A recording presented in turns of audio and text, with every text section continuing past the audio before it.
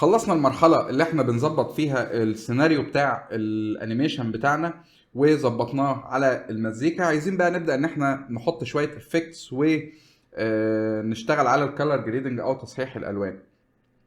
اول حاجة انا محتاج اعملها، انا عايز الانيميشن بتاعي او الفيديو بتاعي على الصورة اللي انا حاططها هنا دي، اول لما يوصل عندها يبدأ ان هو يعمل لي زوم ان ويضيف شوية موشن بلور للصورة. علشان اعمل كده انا محتاج اظهر هنا حاجه اسمها الانسبكتور بانل. الجزء اللي فوق ده هتلاقي فيه بانلز كتير ممكن ان انت تبدا ان انت تظهرها، سواء ناحيه اليمين هنا او ناحيه الشمال. اللي انا عايزه دلوقتي اظهر حاجه اسمها الانسبكتور بانل. لو انت مش محتاج البريفيو ده هنا ممكن تيجي تكليك على الايكون اللي موجوده هنا دي، فهيخفي لك الناحيه بتاع البريفيو وهيبقى بس ظهر لك الجزء بتاع التايم لاين بتاعك. جميل قوي.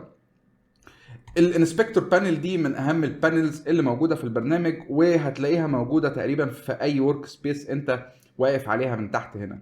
ودي ببساطه فيها كل الاعدادات او الاوبشنز اللي انت ممكن تغيرها لاي حاجه انت عامل لها سيلكت تحت.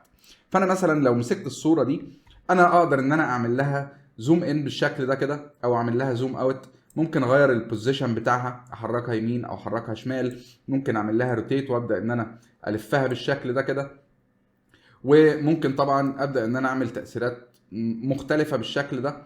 لو انت عايز تعمل ريست لاي حاجه ترجعها للديفولت فاليو بتاعها، ففي كذا طريقه. ممكن تبدا ان انت تدوس دبل كليك فهيبدا ان هو يرجعها لك للقيمه بتاعها لو دوست دبل كليك على اي حاجه من الحاجات دي. او ممكن تدوس على العلامه بتاع الريست من هنا. ولو انت عايز ترجع كل حاجه للديفولت في الترانسفورم بانل دي مثلا، فانت لو طلعت دوست هنا من فوق على العلامه بتاع ريست اول، فهيعمل لك ريست لكل الاوبشنز او كل الاعدادات الخاصه بالترانسفورم. طبعا عندك حاجات كتير ممكن تبدا ان انت تعدل عليها، زي مثلا كروب ليفت او كروب رايت. لو انت مثلا عايز تحط اتنين فيديو جنب بعض وتبدا ان انت تعمل مقارنه ما بينهم او تفر السبب اللي انت محتاجه. دلوقتي احنا عايزين نعمل ايه؟ احنا عايزين الصوره دي نعمل لها زوم ان مع الفيديو بتاعنا هو ماشي، وعايزين كمان نبدا ان احنا نضيف فيها موشن بلير. طيب علشان نعمل كده انت طبعا ممكن تبدا ان انت تشتغل على الاعدادات بتاع الفوتج نفسها او الصوره اللي موجوده هنا نفسها، بس انا ما بحبش اشتغل كده. انا بفضل ان انا انزل حاجه اسمها adjustment layer او adjustment clip، وهو ده اللي انا بعمل عليه التعديلات اللي انا محتاج ان انا اظبطها. علشان انزل الادجستمنت كليب دي انا محتاج اظهر هنا بانل اسمها الافكتس. لو دوست على الافكتس من فوق هنا هتلاقي الافكتس بانل بتاعك ظهرت. وانا واقف على التول بوكس من فوق كده هبدا اعمل سيرش على حاجه اسمها adjustment clip، وهبدا ان انا اسحبه بالشكل ده وابدا احطه في المكان اللي انا عايزه. انا طبعا عايز الادجستمنت او التعديلات اللي انا هعملها تبقى على الكليب ده بس، فانا هبدا ان انا اقص الادجستمنت كليب بالشكل ده بحيث ان هي تبقى على قد الفوتج بتاعي او المده اللي انا محتاجها بالظبط كده. اول حاجه احنا عايزين نعملها، انا همسك الادجستمنت كليب تبقى هي اللي معمول لها سيلكت. واول حاجه احنا عايزين نبدا ان احنا نعمل زوم. لو خدت بالك لما بعدل على الادجستمنت كليب بيبدا ان هو يعدل لي على الحاجات اللي تحتها، وهو ده بالظبط اللي انا عايزه. طيب علشان ابدا ان انا اعمل زوم فانا محتاج اعمل انيميشن للزوم بتاعي. وزي بلندر بالظبط النقط اللي موجوده عندك هنا جنب كل اوبشن من الاوبشنز دي بتبدا ان هي تضيف لك كي فريم. طيب انا عايز الزوم بتاعي يفضل بواحد زي ما هو في البدايه كده، وهبدا ان انا ادوس على النقطه دي هنا فهيبدا ان هو ينزل لي كي فريم، وهتلاقي العلامه بتاع الكي فريم ظهرت لك تحت هنا. جميل قوي. عايز بعد كده ابدا ان انا اتحرك شويه. انا مثلا واقف على ثانيه رقم 1 في فريم رقم 12، فانا ممكن ابدا ان انا اتحرك كده مثلا عدد من الفريمز، وليكن مثلا عند فريم 20 او عند فريم 24، بحيث ان انا اعدي نص ثانيه بالظبط. وهبدا ان انا اقول له انا عايزك بقى تعمل لي زوم ان بالشكل ده لغايه القيمه اللي انا هبقى شايفها مناسبه، وليكن مثلا 1.26، وهو هتلاقيه ضاف لك الكي فريم بتاعك اوتوماتيك. لو انت عايز تشوف الكي فريمز بتاعك فممكن تدوس على الايكون اللي موجوده هنا دي فهيظهر لك تحت المكان اللي فيه الكي فريمز. بس علشان تشوفها انت محتاج تدوس الت وتعمل تلف السكرول ويل بتاعك وتعمل زوم ان بالشكل ده، فهتلاقي هي دي الكي فريمز اللي هو ضافها لك. دلوقتي لو انا بدات ان انا ادوس بلاي فهتلاقي ان هو بدا يعمل لي الايه، الزوم ان بالشكل اللي احنا شايفينه قدامنا ده. طبعا احنا عارفين في بلندر ان في حاجه اسمها جراف اديتور، وهي عباره عن مجموعه كيرفات بتبدا ان انت تتحكم فيها في شكل الانيميشن. لو انت عايز تشوف الكيرفات دي هتدوس على الايكون اللي جنب الكي فريم هنا بالشكل ده، فهتلاقي الكيرف بتاعك بقى واضح. طبعا هو دلوقتي لينير، يعني السرعه بتاع الزوم بتاعي ثابته من الاول للاخر بالشكل ده كده. ممكن تسيبها كده، او ممكن مثلا انا حابب ان انا اجي على الكي فريم اللي في الاخر ده واقول له خليهولي يبقى ايز ان، او ان هو يبقى ابطا. الكلام ده معناها طبعا احنا شارحين الكلام ده في الجراف اديتور في بلندر، ان هو بيبدا سريع وبعد كده بينتهي ايه، بينتهي بطيء. لو انت عايز توصل للاس كيرف ممكن تمسك الكي فريم ده وتبدا ان انت تعمله كده، فهتلاقي ده الاس كيرف، فهو بيبدا بطيء ثم سريع بعد كده بينتهي بطيء تاني. طبعا انا مش عايز كده، انا عايزه يبقى في الاول لينير ويبدا ان هو يبطأ في الاخر. حاجه بالشكل ده كده اعتقد كده هيكون مناسب بالنسبه لي. طيب انا دلوقتي عملت الزوم، ولكن انا ما عنديش في الزوم ده موشن بلير، لان انا الزوم ده مش عامله في الريندر من بلندر، فبالتالي انا محتاج اضيف افكت للموشن بلير بتاعي. علشان اعمل كده تعال نقفل السبلاينز ونقفل الكي فريمز بتاعنا. انا هبدا ان انا اضيف ادجستمنت كليب تانية فوق هنا كده بالشكل ده، وهبدا ان انا اقول له قص لي الكلام ده بحيث ان هي تبقى على نفس المسافه اللي انا محتاجها. وهبدا ان انا ادور على حاجه اسمها زوم بلير. ممكن اكتب بلير بالشكل ده كده، طبعا علشان تظهر لك فانت لازم تكون واقف على الاوبن اف اكس تحت، فهتلاقي هنا حاجه اسمها زوم بلير. لو مسكت الزوم بلير ده كده وبدات ان انا اسحبه واحطه على الادجستمنت كليب بتاعي، فهتلاقي ان انت عندك هنا في البانل اللي هي او في الجزء بتاع الافكتس داخل انسبكتور هتلاقي فيه زوم بلير اتضاف، وهتلاقي ان هو ده المنظر اللي حاصل. بس انا دلوقتي عندي مشكله، ان انا لو بدات ادوس بلاي فهتلاقي الزوم بلير ده شغال عندي من بدايه الانيميشن بتاعي للنهايه، حتى بعد اما الانيميشن بتاعي وقف. وده طبعا حاجه انا مش عايزها. انا عايز الزوم بلير ماشي يبقى في البدايه، ولكن انا عايزه في النهايه يبدا ان هو يقل. فانا بالتالي هبدا ان انا اروح هنا في الاول وهقول له مثلا الزوم بلير بتاعي ده تعال نقلل تاثيره شويه وليكن 0.3 مثلا، يعني حاجه بالشكل ده، او تعال نسيبه 0.4، وهبدا اقول له حط لي كي فريم هنا. لو بدات ان انت تظهر الكي فريمز بتاعك هتلاقي الكي فريمز بتاعك ما بتظهرش. في الحاله دي هتبدا تدوس على السبلاين، فهتلاقي ان هو الكي فريم بتاعك هيظهر عن طريق السبلاين هنا. هبدا ان انا ادوس بلاي، وفي نهايه الانيميشن بتاعي احنا كنا عند ثانيه رقم 2، هبدا ان انا اقول له خلي لي القيمه بتاع الزوم اماونت بتاعي دي بصفر، فهتلاقي ان ده شكل الانيميشن بتاعك دلوقتي. لو بدات ان انا بلاي فهتلاقي هو ده اللي بيحصل. جميل قوي.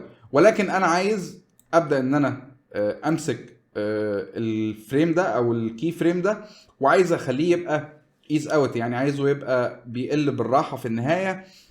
ولكن الاول انا عايز اعمل ايه؟ لو خدت بالك هتلاقي القيمه بتاع الزوم بتاعك لحد ما مش هو ده اللي انا عايزه، لان انا عايز ان هو يبدا ان هو يسيب لي التاثير بتاع الزوم بلير ده لغايه مده اطول من كده.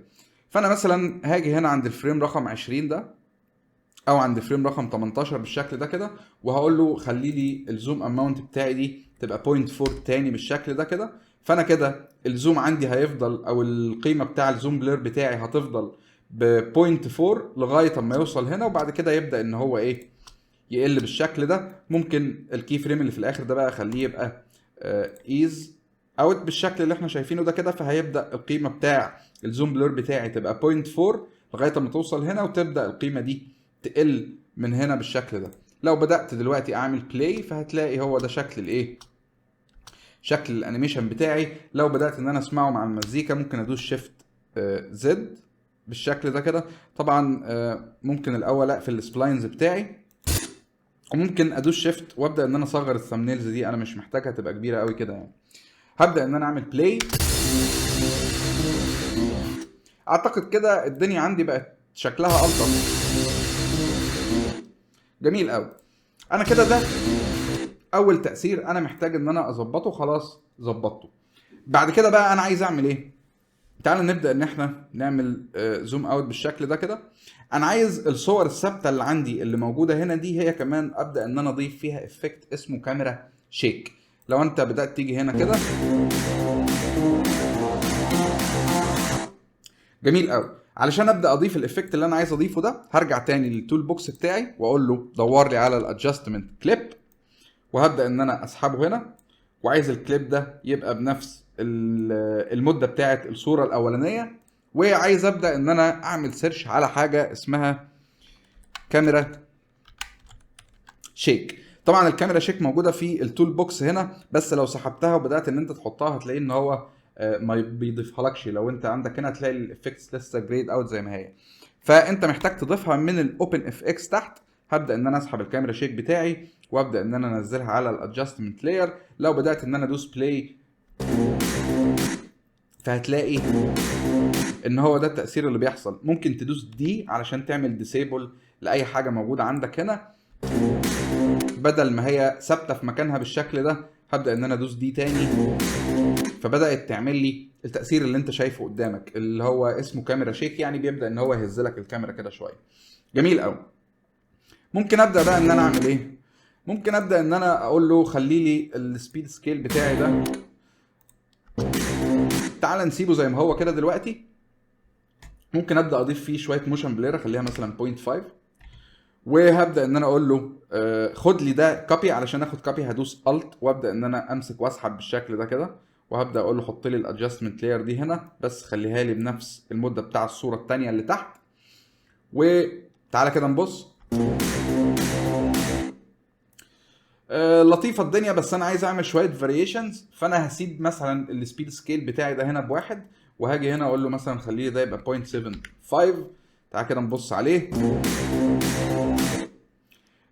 اعتقد الدنيا لطيفه. بعد كده هبدا ان انا اخد من دي دبليكيت الت واسحبها واقول له خليها لي بنفس المده بتاعت الصوره اللي تحت، وهقول له خلي لي السبيد سكيل بتاعي ده، هو انا كنت بادئ بواحد 0.75، بعد كده هرجعه واحد تاني. بعد كده هاخد الادجستمنت لاير دي وابدا ان انا اسحبها هنا كده. ممكن ادوس على المسافه دي وادوس باك سبيس، بس طبعا انا عندي مشكله دلوقتي ان الباك سبيس بتمسح لي الجزء ده، فانا هبدا ان انا اسحبها مانوال بايدي بالشكل ده كده.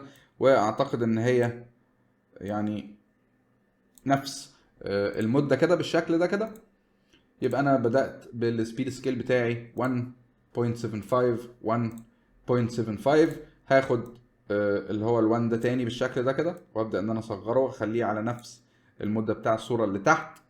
بعد كده كنا واقفين عند 1، هاخد ال 0.75 اللي هنا، وهبدا ان انا اخدها كوبي كده، وابدا ان انا اسحبها برضو على الصوره بتاعي.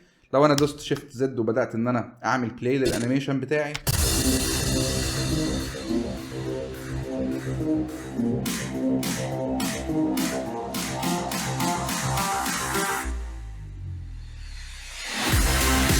جميل قوي. انا عايز احط كاميرا شيك برضو عند النقطه دي. علشان احط كاميرا شيك عند النقطه دي ممكن ابدا ان انا ادوس الت كده وهمسك الادجستمنت كليب اللي عندي هنا ده، وهبدا ان انا اخد منه كوبي واحطه عند البدايه هنا. ولو بدات ان انا ابص عليه اشوفه كام فريم، هتلاقي ان هو دلوقتي 7 فريمات 6 فريمات. تعالى مثلا نخليه 5 فريمات بالشكل ده كده.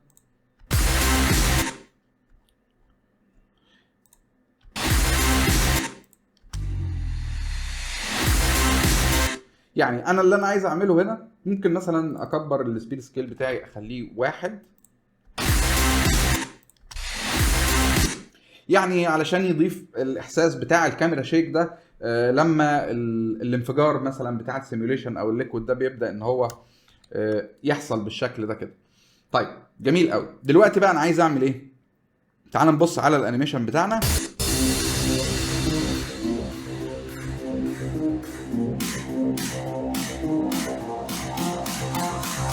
طيب انا عايز احط هنا او اعمل هنا ترانزيشن بسيط عن طريق ان انا هطلع هنا للتول بوكس بتاعي وهعمل سيرش على حاجه اسمها سوليد كلر.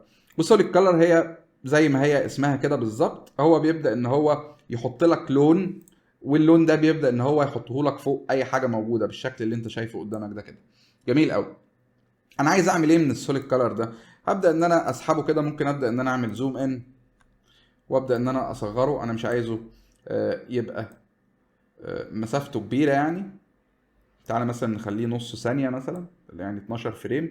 لو انت بصيت هنا وانت بتكبر وبتصغر هتلاقيه تحت بيقول لك ده عباره عن كام فريم، وفوق بيقول لك انت كده بتكبر بتزود كام فريم وبتقلل كام فريم. فانا عايزه يكون 12 فريم مثلا، وانا كده حاطه في الاول هنا. فانا عايز ان انا ارجعه 6 فريمات بالشكل ده. وممكن ابدا ان انا اقول له حرك لي بقى ال الايكون او العلامه اللي هنا دي زي الاوباسيتي. يعني بص كده، انا لو واقف هنا بالشكل ده تلاقي هو ده اللي بيحصل. فانا لو مسكت دي وبدات ان انا ازودها كده، فهو بيزود لك القيمه بتاع الاوباسيتي لغايه ما يوصل للاخر، فهتلاقيه عمل لك اللون. طبعا انا مش عايز اللون بتاعي يبقى اسود، انا عايز اللون بتاعي يكون ابيض لان ده مناسب اكتر بالنسبه للانيميشن بتاعي. فهتلاقي هو ده بالظبط اللي ايه اللي حاصل. جميل قوي. انا شايف ان انا ممكن ابدا ان انا اقلل ده اكتر. يعني انا ممكن اخليه يبقى 6 فريمات بس، وهقول له خلي لي ده يبقى عن 3 كده، وخلي لي الاوباسيتي من الناحيه التانيه ممكن اقول له خليها لي 2، وخلي لي الاوباسيتي من الناحيه التانيه 2 برضو بالشكل ده.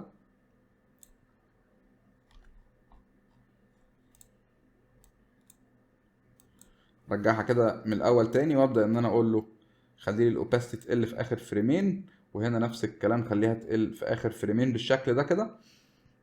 لو انا بدات ان انا اشوف شكل الانيميشن بتاعي،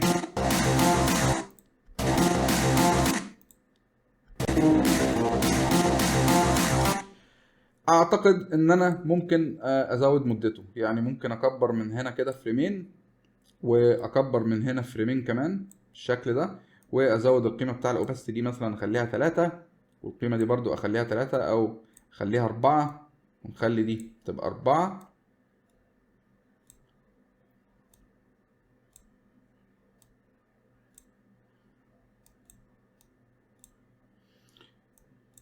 يعني حاجه بالشكل ده كده. تعالى كده نبص عليها.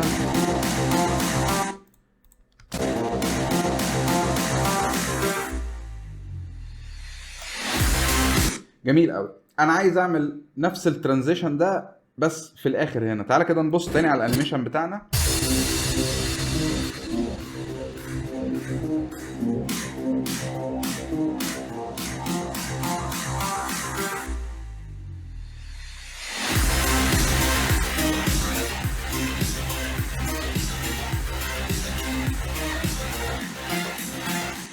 طيب لطيف قوي. انا عايز بقى امسك نفس اللاير بتاعت السوليد كلر دي، وهبدا ان انا ادوس الت واخد منها كوبي اوديها هنا كده.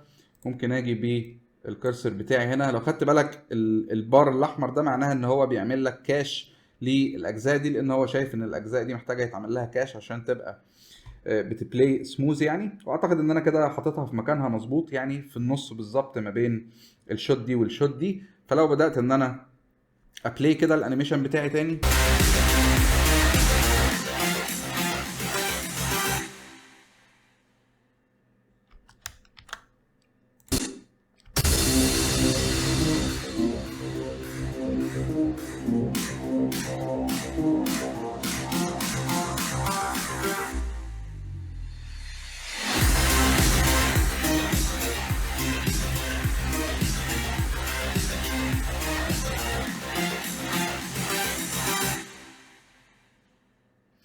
جميل قوي.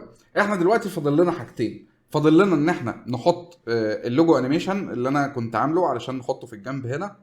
طبعا اللوجو انيميشن ده انا كنت عامل الانيميشن بتاع اللوجو بتاعي عن طريق الفيوجن هنا، وانا مش هتكلم في النقطه دي دلوقتي. ولكن انت لو حابب ان انت تضيف اي كلام، ممكن هنا تبدا ان انت تروح على التايتلز دي مثلا، وهتلاقي ان انت ممكن تضيف كلام يبدا ان هو يظهر ويطلع لفوق بالشكل ده كده.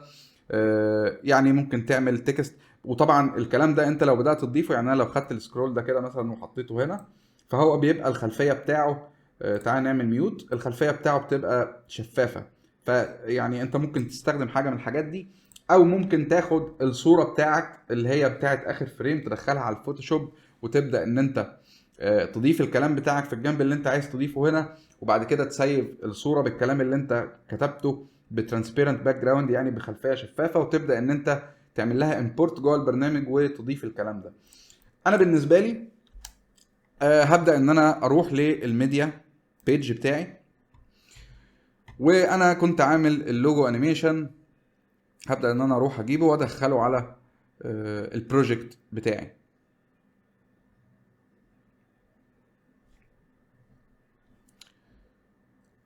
لو انا رحت هنا اللوجو واللوجو انيميشن بتاعي، اللوجو الانيميشن اللي انا محتاج ادخله، ممكن ابدا ان انا اكبر الثامبنيلز بتاعي كده شويه علشان اشوف الكلام بشكل احسن، او اغير الشكل بتاعها. انا عايز الترانسبيرنت باك جراوند، وعايز اللوجو بتاعي، لو انا جيت بصيت هنا كده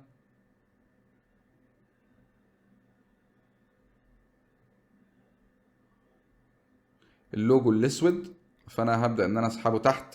طبعا انا هنا دخلته على الشوت بتاع الستيل شوتس، فانا هاخدها احطه في الماستر بره خالص كده بالشكل ده. هبدا ان انا اروح على الايديت بيج بتاعي، وهمسك اللوجو ده وابدا ان انا انزله هنا كده.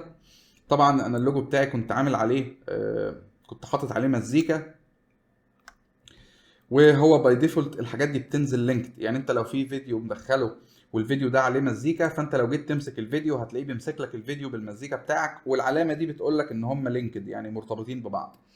لو انت عايز تمسك حاجه لوحدها، طبعا انا مش عايز الميوزك او الساوند افكت اللي انا حاطه مع اللوجو، فانا ممكن اعمل حاجه من الاثنين. ممكن تبدا ان انت تدوس الت وتروح تمسك الحاجه دي كده، او التراك الساوند تراك بتاعك ده، وتبدا ان انت تعمل له ديليت. او ممكن ان انت من فوق العلامه بتاع اللينك دي لو لغيت التفعيل بتاعها، فانت كده هتقدر تمسك الحاجات اللينكد بشكل منفرد. انا بفضل ان انا اسيب العلامه بتاع اللينكد دي موجوده، وهبدا ان انا ادوس الت علشان اعرف امسك الساوند تراك بتاعي ده بشكل منفصل، وهدوس باك سبيس بحيث ان انا امسحه. جميل قوي. انا دلوقتي عايز اعمل ايه في اللوجو ده؟ اللوجو ده انا محتاج ان انا اغير فيه السرعه بتاعه. طبعا انا عايزه ينتهي في النهايه هنا كده، حاجه بالشكل ده، وهدوس كنترول ار، وعايز اغير في السرعه بتاعه، اخليها مثلا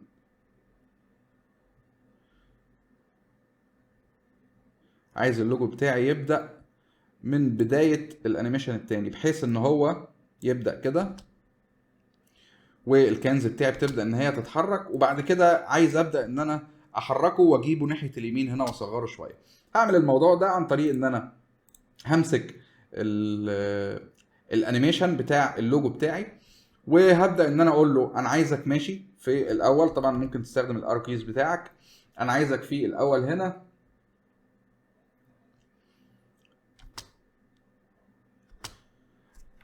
عايزك في الاول هنا تكون في النص، تمام، مفيش مشاكل، بس انا عايزك بعد كده تبدا ان انت تتحرك وتعمل زوم اوت. فانا محتاج هنا احط كي فريم للزوم، واحط كي فريم للبوزيشن.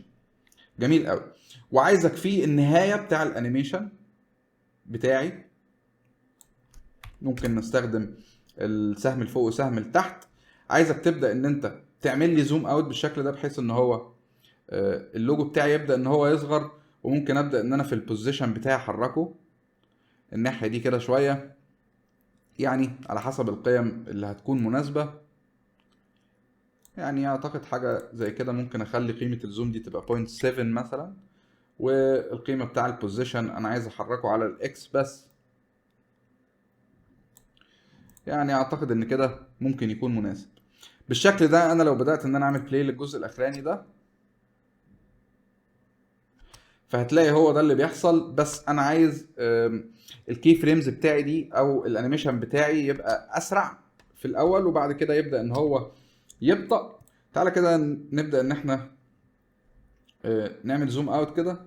تعالى نبدا ان احنا نعمل هنا، هدوس كنترول ار علشان اخفي التايم رامب بتاعي او الري تايم كنترولز، وهبدا ان انا اقول له اظهر لي الكي فريمز بتاعي.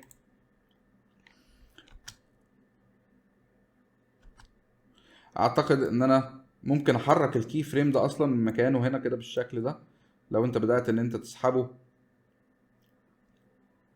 ممكن احركه ثانية لورا. تعالى كده نبص.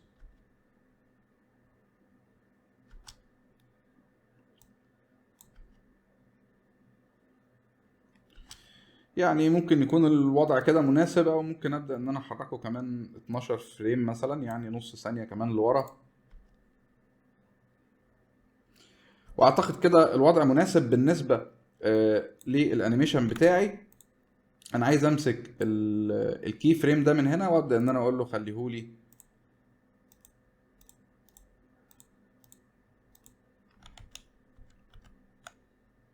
عايزين نحرك ده ثانية و12 فريم، حاجة بالشكل ده كده.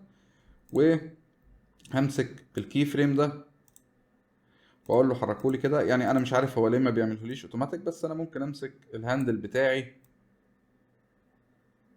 وابدا ان انا اتحكم فيها بنفسي، حاجة بالشكل ده كده مثلا. تعال كده نشوف شكل الانيميشن. اعتقد ان انا ممكن ارجعه لينير تاني. وعلى ما اتذكر احنا اصلا الانيميشن بتاع الكنات وهي بتيجي على الجنب ده كان لينير. طيب تعالى كده ندوس شيفت زد، وممكن اجي هنا اقفل الكي فريم والسبلاينز بتاعي، وتعالى نشوف الانيميشن بتاعنا بشكل كامل.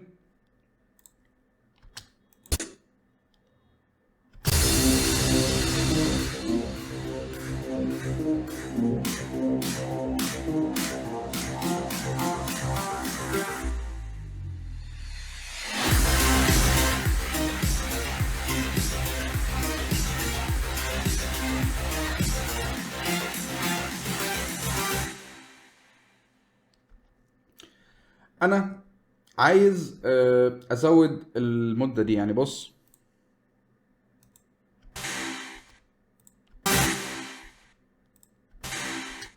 اعتقد ان انا ممكن ادوس كنترول ار علشان ابين الري تايم كنترولز بتاعي، وابدا ان انا ازود المسافة دي كده شوية.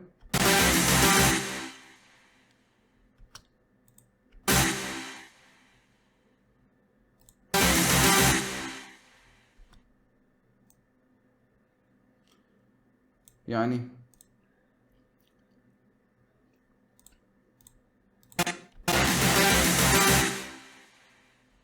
انا عايز انا ليه بعمل كده؟ انا عايز بس الاس بتاعي وهو بيبدأ يترسم يبقى برضو الى حد ما ماشي مع المزيكا. يعني بص كده، لو انا بدأت ان انا اروح هنا يعني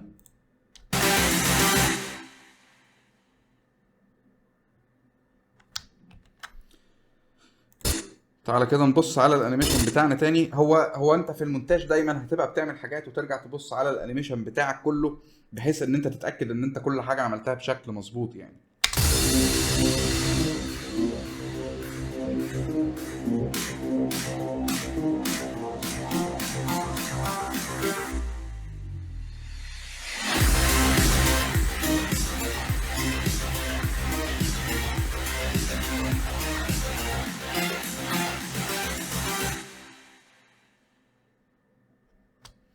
اعتقد ان انا كده كل اللي انا محتاج اظبطه في الايديت بيج خلصته. كده فاضل ان احنا بس نعمل الكالر جريدنج او تصحيح الالوان بتاعنا، بحيث ان احنا نخلي ريندر زي ده مثلا يبقى اشبه بالريندر ده. طبعا الفرق الاكبر ملحوظ في الباك جراوند بتاعي، في اللون بتاع الباك جراوند بتاعي. ممكن نبدأ نعمل الكلام ده في الفيديو الجاي، وبعد كده نعمل اكسبورت او ريندر للفيديو بتاعنا بشكل كامل. اشوفكم هناك. سلام.